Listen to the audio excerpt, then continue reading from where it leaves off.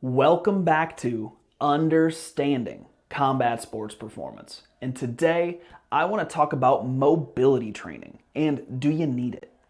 So, mobility training is something of a hot button topic when it comes to combat sports, and you'll get a lot of differing opinions on this. Our stance is a lot of good mobility work comes from just lifting in full ranges of motion and progressively overloading the exercises to get you comfortable at end range. Now, that being said, that doesn't mean that we cannot add on top different movement situations that you may encounter in your combat sports that we don't necessarily train all the time in our strength and conditioning setting. So think about terminal external rotation of the shoulder when it comes to a jiu-jitsu athlete.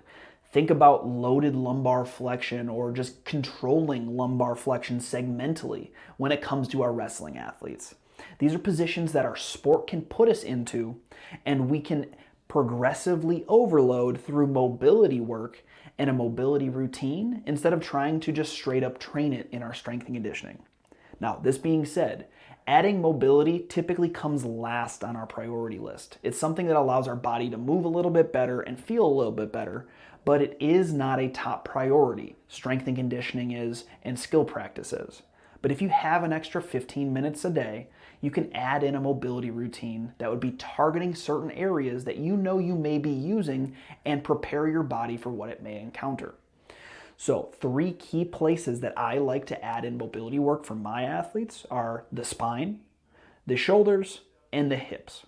If I develop a good mobility routine for my athletes, it's covering those key joints that almost any grappler or striker uses in every single practice. So focusing on shoulder rotation, focusing on spine, specifically neck and low back stability, and then mid-back mobility, and then focusing on the hip range motion really in every movement, because we don't get enough hip extension. Too many grapplers and combat athletes in general cheat through the low back instead of using hip extension. We don't get a lot of hip rotation and isolation. And if we don't have either of those movements, we typically, like I said, tend to cheat through the low back and put too much stress on that it may not be able to encounter, which can lead to disc issues and nerve issues.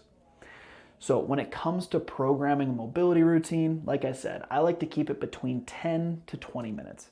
Anything over that is really overboard. Anything under that, we're not doing anything, so don't waste the time. If you're looking to add mobility into your routine, we do have a mobility membership called Building Mobility available at buildingafighter.com. And if you're just looking to ask questions about mobility training, hit us up at Building a Fighter on Instagram or at Building a Fighter on YouTube, and we're happy to help answer any questions you may have.